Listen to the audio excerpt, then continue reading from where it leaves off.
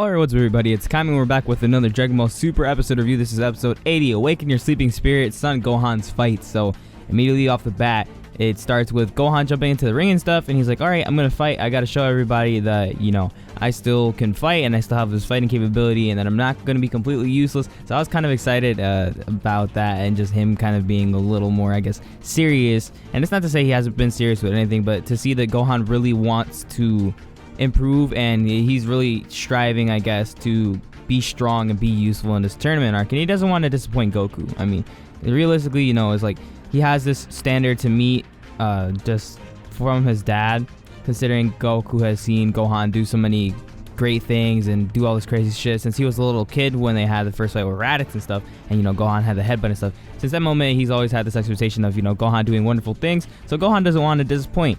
So immediately Gohan's kind of bummed out because he's like, okay, I can't sense this guy's ki, and I can't really use it to my advantage to feel where he's coming from. So Goku's like, nah, dude, don't worry about not being able to sense his ki or anything. Just go in and fight at full power. Go straight in, head on, and just be as strong as you possibly can, and don't let him just, beat you and stuff.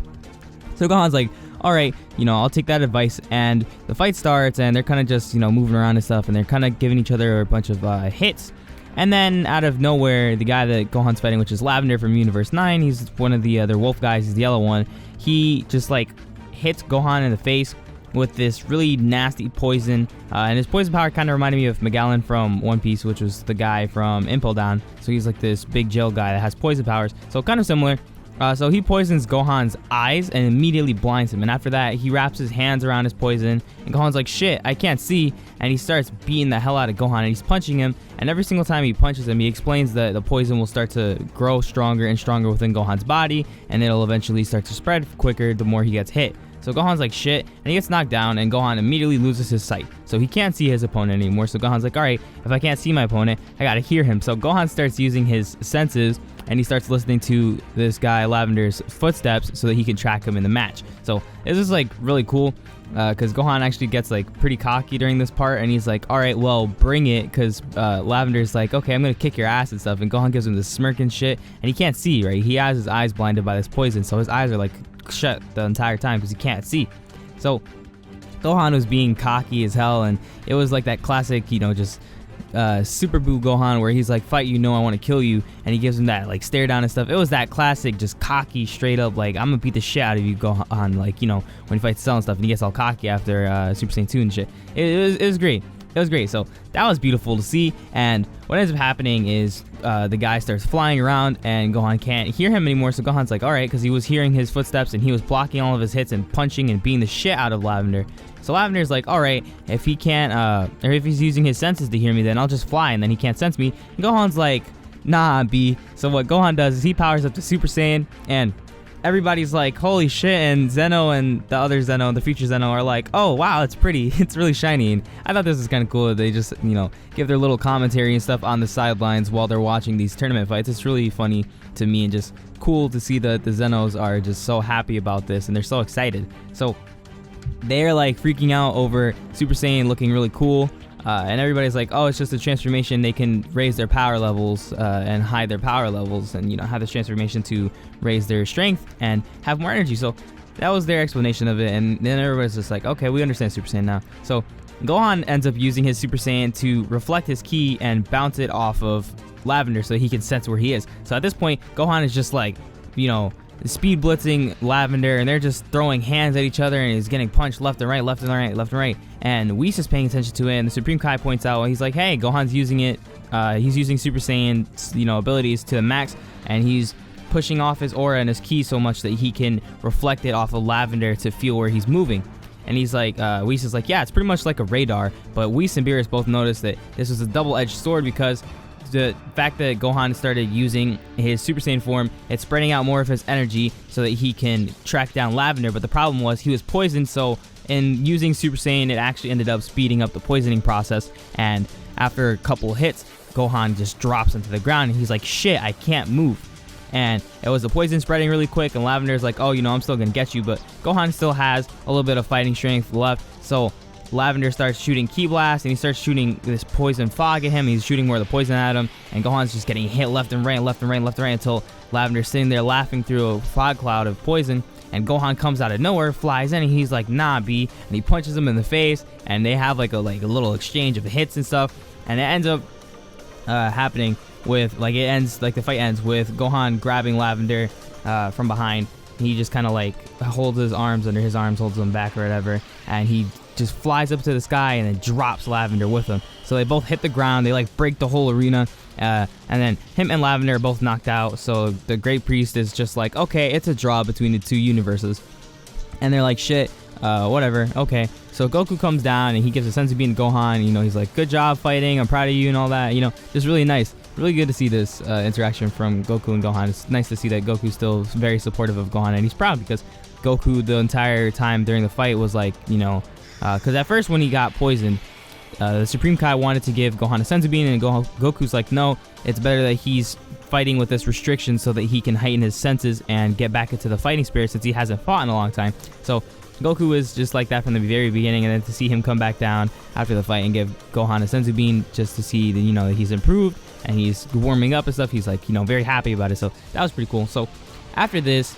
the Great Priest starts talking, and he mentions that the universes will all be destroyed for the losing universes. So he's like, yeah, the losers will have their universes destroyed completely, because they're talking about how strong the universes are, because he's like, oh, I didn't realize that Earth had such strong people on it, because Earth is the second lowest universe. So they're like, oh, what? Like the second weakest universe in terms of all the 12 universes. And then it turns out that Universe 9, which is the one that they're fighting, is the universe below them. And then the Universe 9 Kai freaks out, and he's like, okay, so we're not going to get erased from this display match, right? And he's like, no, you're not going to get erased completely yet. So you still have a chance of winning. So he's like, okay, phew, that's fine. And then Great Priest starts explaining more that the losing universes will all be erased, including the gods. And this kind of freaks out everybody, and everybody's like, wait, what the hell? Well, then he says, except the angels. So Whis and Vados are kind of just sitting there smirking, and Beerus is like, Whis, you knew about this? And he's like, oh, we have a much greater role than you. So it kind of makes me wonder now what exactly the angels are going to be and what the hell they're going to end up doing in Dragon Ball Super after the end of this arc, or towards the end of this arc, because it's probably going to be something really interesting. So that was really cool. And that happens, and everybody just kind of has like a freak out moment about it. All the gods and the Kais are talking about it and stuff, and they're like, holy shit, we're all going to die. And then the Great Priest also mentions that universes 1 and 12 and 5 and 8 are exempt from the tournament because they're not strong enough. So those universes aren't going to be in there. I guess that was a way of Toei and Toriyama just being like, hey, we don't want to design all these characters or whatever. We don't want to do all these characters, because they would have had to have a lot more characters. So now they have, 40 characters that they don't have to draw or whatever, because it's supposed to be 10-man teams for the universes. And since there's 4 universes that just got exempt, they don't have to draw 40 more characters. So I guess that's that. But I guess it's kind of cool too that we have, I guess, less universes so that they can focus more on the characters themselves and give them really cool powers. Because so far we had Basil, who was just really strong with his kicks, and he had this really crazy Ki Blast, but Boo just completely outclassed him. And then we had Gohan versus Lavender, where Lavender was just this dirty ass fighter that had this crazy poison that would just, you know, essentially kill off his opponents the more that they got hit. And Gohan just fought through his way until the very end, like the Gohan that he is. And of course he gets cocky mid-fight when he's power boosting and when he's kicking around Lavender for a little bit. So that was really cool. And then for the episode 81 preview, we got Goku versus Bergamo the Crusher, which is that blue wolf that we saw a while ago in the leaks when everybody was like, what the hell, you know, Goku's fighting this wolf guy or whatever. It's kind of weird. So we're finally going to see that happen. And in the preview, he actually turns giant, and Goku's fighting him when he's in giant form. So it's kind of cool to see that they bring back giant form and a villain like this, because we haven't really seen anybody go giant since like Tenamekians, I guess, and technically since Piccolo in the 23rd Budokai in Dragon Ball. I don't remember anybody else ever going giant aside from the Great Ape transformations. So like when Vegeta goes Great Ape during his fight with Goku and stuff. I don't remember ever seeing anybody else aside from that point ever just turn like, you know, super giant.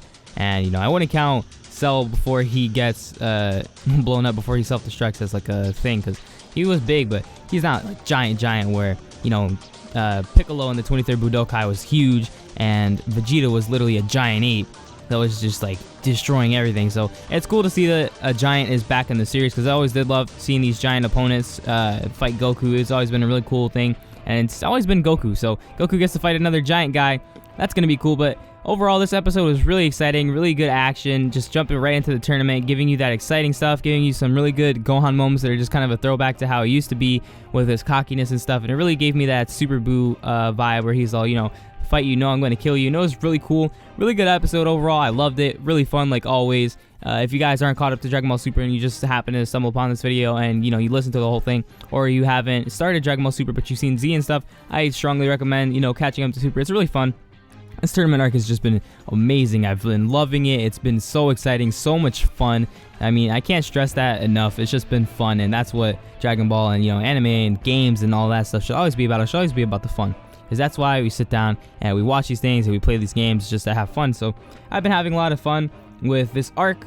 It's going to keep getting better from here on out. I'm really excited to see what they're going to do with everybody else now that we know that Universe 7 is technically the weakest out of all of these universes. It just makes me wonder how much stronger everybody else is going to be, and if there's going to be some crazy training gap between the actual tournament and these preliminaries. So let me know what you guys think down below in the comments. I'm really excited for this, like I've been saying for a long time. Again, if you're new to the channel, go ahead and feel free to subscribe, leave a like on the video if you enjoyed, and I'll see you guys next time. Peace.